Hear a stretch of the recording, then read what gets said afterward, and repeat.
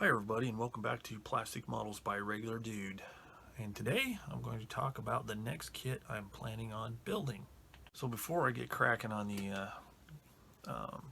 showing you what kit I'm going to do, I just want to say I sound kind of congested and kind of grody. I've had the flu for about the last week, so I haven't done any modeling, any video, nothing. I've just mainly tried to sleep.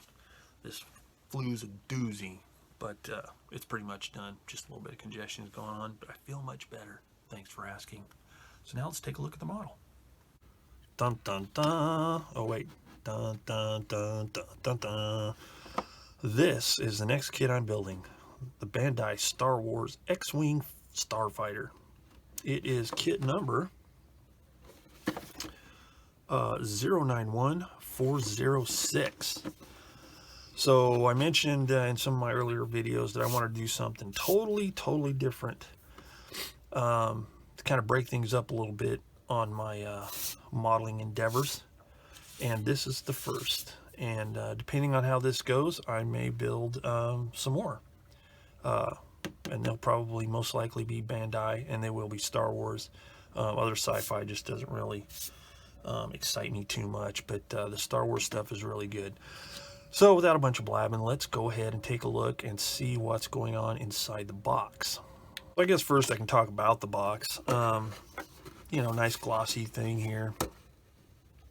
Just to kind of let you know what the plan is here for this series is I am going to do a step-by-step full-on build, paint, and weathering. And it's going to be kind of a beginner series thing.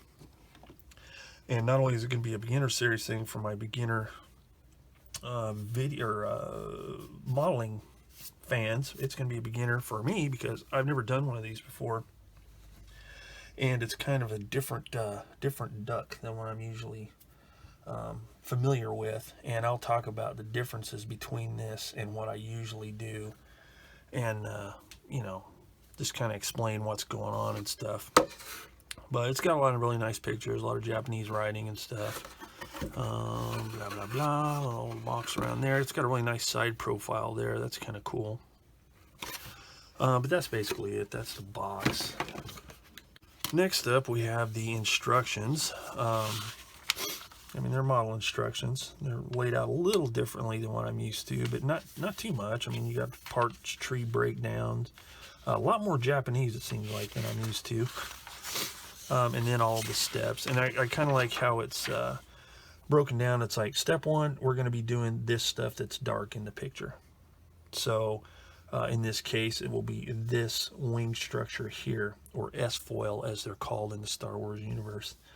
And then there's all of the different steps to complete that. Then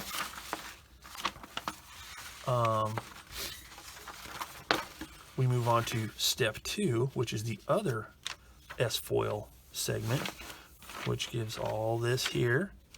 And then it shows up here, step 1 and step 2 go together. So that's kind of cool. It's kind of a neat way to lay it out.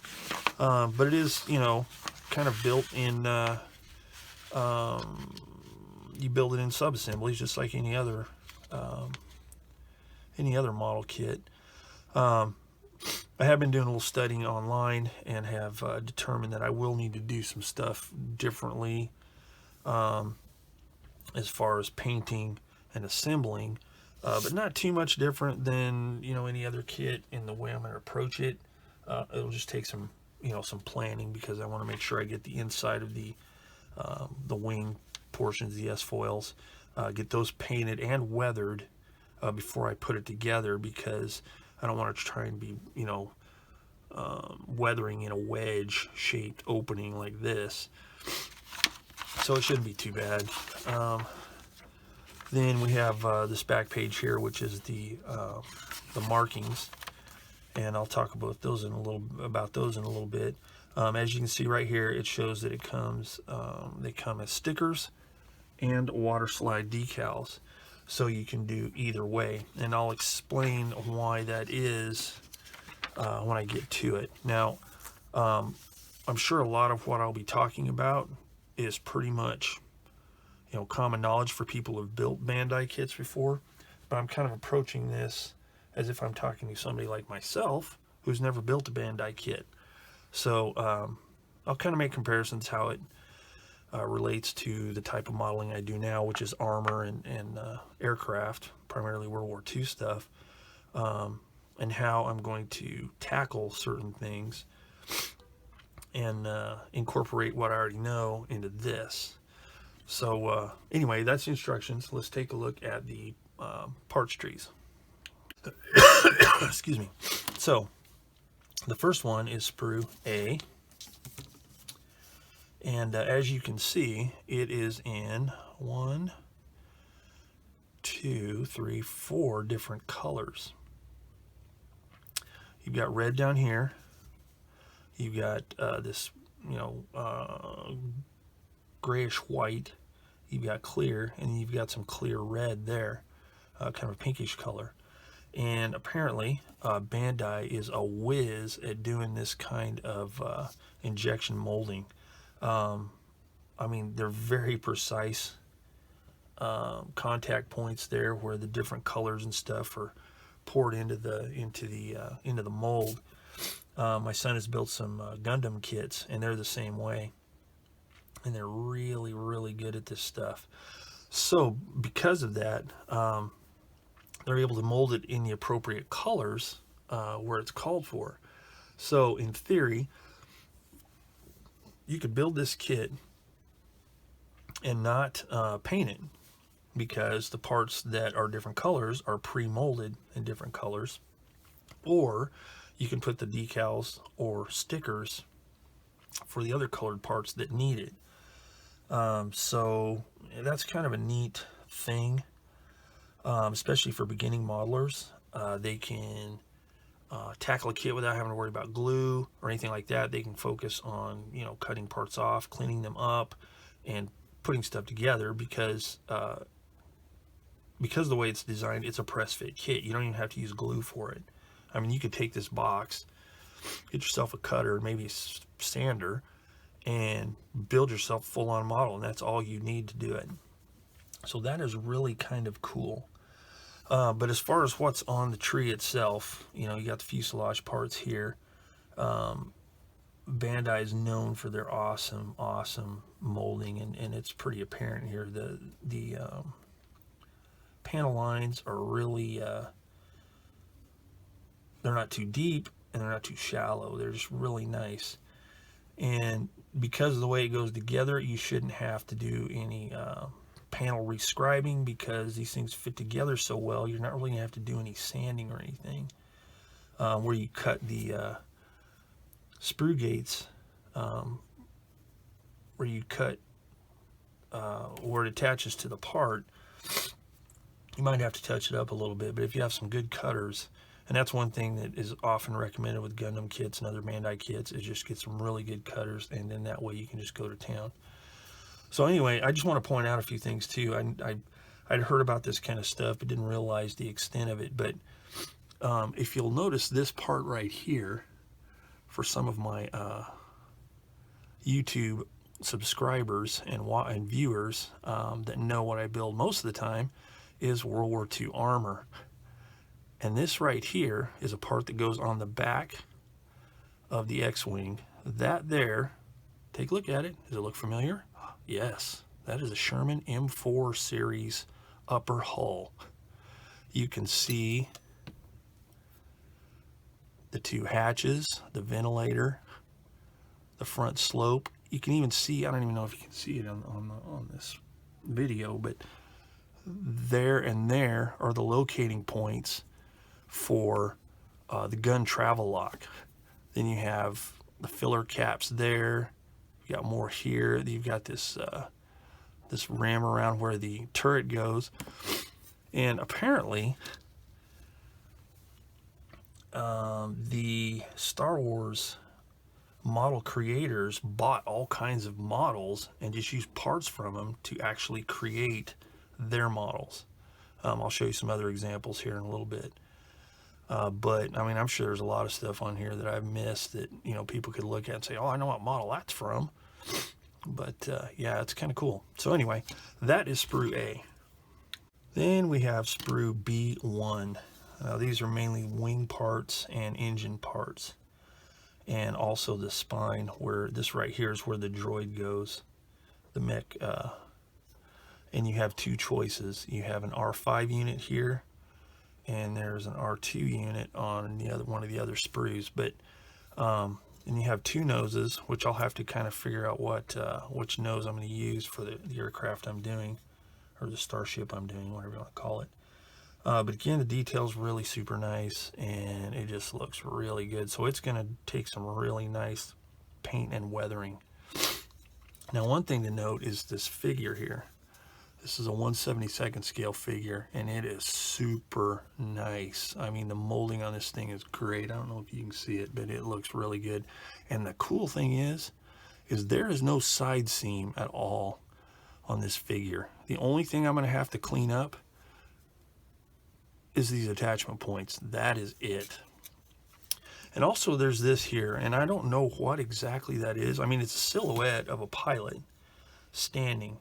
And the only thing, me and my son were discussing, the only thing I can think that this is like if you had it sitting on a display stand with the landing gear attached, you could put him next to it, you know, just as a silhouette, just to give scale to the aircraft, like you'll see architectural drawings or stuff like that, to give it scale. That's the only thing I can think of.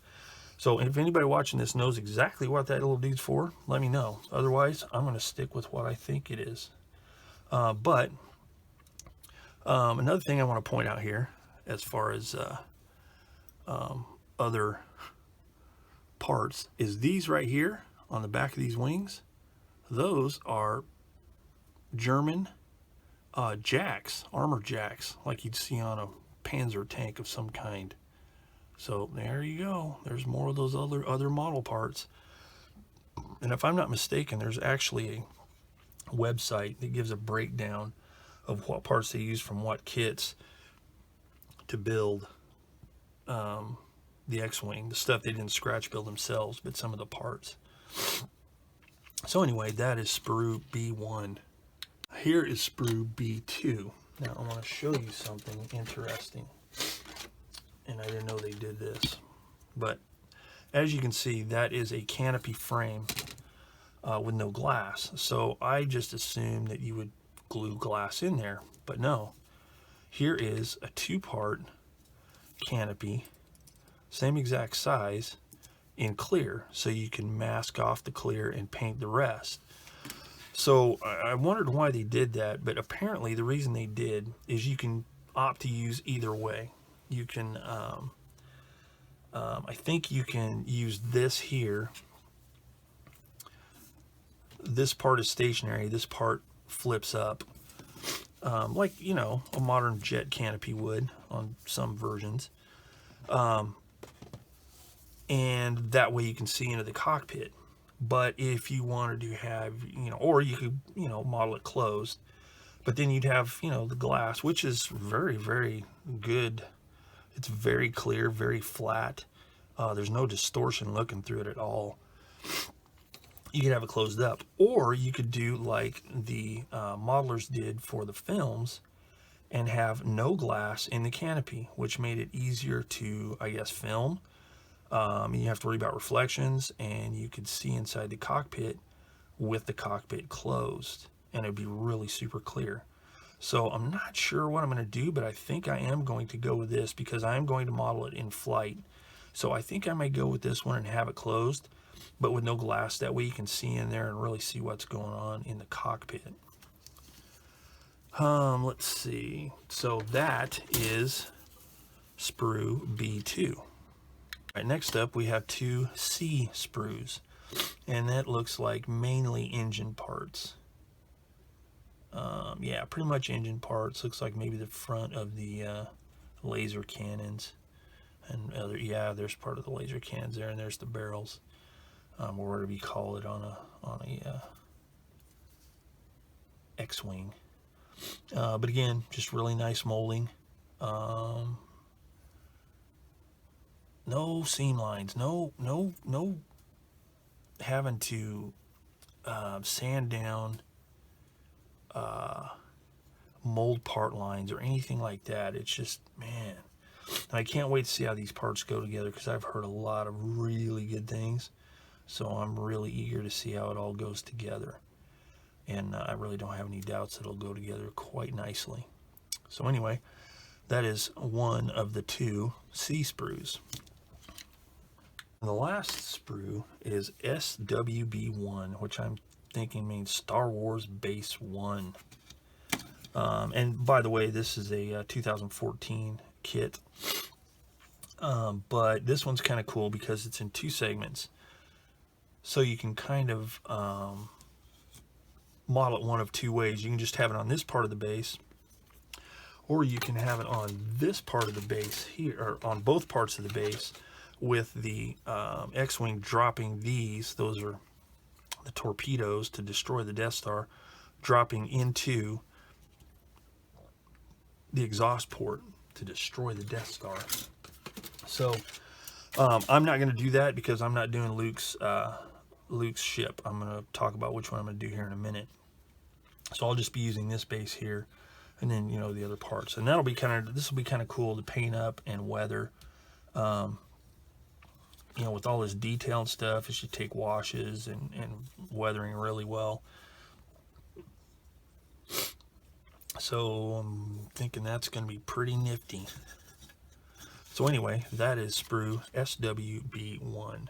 All right, so next up we have the water slide decals and the stickers.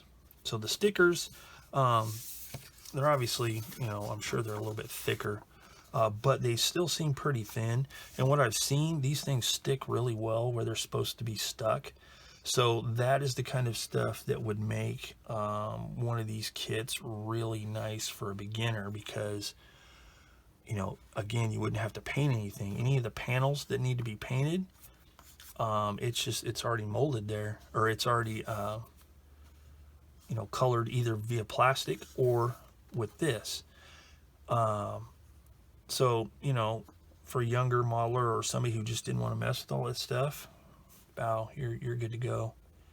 That would look pretty decent, especially if it was something a kid wanted to, you know, stick stickers on, run around the house, you know, shooting up the, you know, trying to take out the evil feline empire or something like that. But that's the stickers. The decals, same exact layout. Now, some things to point out, there's all these instrument panels for inside the cockpit, which look really good. There's the instrument panel there for the front of the cockpit. Excuse me. The wing markings. You have the this would be R2-D2's dome, and then you have this R5 unit's dome here. So at least wise, I think that's what that is. But whatever. So anyway, the decals, you know, they look decent. They look a little bit Tamiya-ish as far as thickness. Might be a little thick, but my plan is to paint as many of the markings as I can. Now, obviously, these little markings down here, like, see, these are decals here for the helmet of the pilot, and there's quite a few of them there. Plus, there's the visor here in the kind of amber color. This right here, I think, is more R2. That's exactly what that is. That's R2 decal that goes around his barrel along the top edge, which is the part that would be sticking out of the top of the X-Wing. But primarily here, I want to point out these. These are the identifiers of whose ship it is. Now, this has 1, 2, 3, 4, 5 hash marks per design. So that indicates Red 5, which was Luke Skywalker. So I am not going to be doing Luke Skywalker. Nothing against Luke Skywalker. He's the hero dude and all this kind of stuff, but I really would like to do somebody else. And the one I want to do is my probably one of my favorite characters, just because he made it through the whole shooting match of all the Star Wars stories, and that's Red 2, Wedge Antilles. I think he's right up there as a favorite character, right up there with Ice Cream Maker Man. So I would have to do some of the fall. I would, if I wanted to use these, I'd have to cut out 3 of these hash marks. But I think I'm going to try. Now I may not do it. I may have to end up just using these decals. But I think I'm going to try and paint these markings on the X-wing. So it's going to be a little more complicated than just right straight out of the box. And then he's got some other identifying characteristics on his ship compared to the other Red Squadron X-wings, and I'll talk about those when I get to them as to what I'm going to be doing. He's got different markings on the engine nacelles. He doesn't have the blue twirly stripe on the guns, and I think there's some different colored panels, but that's part of the reason why I want to paint it. That way it'll all match. But anyway, that's the plan. I'm going to do Red 2 Wedge Antilles ship. So that's pretty much the kit in a nutshell. So there you have it. That's my plan for this totally out of my comfort zone kit. The Star Wars X-Wing Starfighter. I'm really looking forward to this build. I mean, I love the models that I build, and World War II will always be my favorite subject, but it'll be nice just to do something completely different that offers a new set of challenges. So hopefully all of my repeat viewers, hopefully you won't get too turned off or, you know, from this build. But, you know, it'll be something different. And I hope you enjoy watching it as much as I'm going to enjoy building it. So if any of you have any experience with these Bandai Star Wars kits and can offer any pointers, you can put them in the comments section down below. And they would be greatly appreciated and very helpful. So anyway, I hope you stay tuned. I'll be releasing part 1 of the build series here real soon. With maybe a little bit of talk about my references and things like that. So hopefully you'll stick around and watch. If not, just stay tuned, because I'll still be throwing in some World War II aircraft and mainly armor early on in the year. Will be sprinkled in as well. It's not going to be 100% X-Wing fighter, I don't think, depending on how stoked I get on it. But anyway, that's the plan. So I hope you all enjoyed this video. If you have any hints, tips, questions, comments, concerns, anything like that, put them in the comments section down below, and I will get back to you as soon as I can. So until next time, thanks for watching Plastic Models by a Regular Dude, and I will see you all later.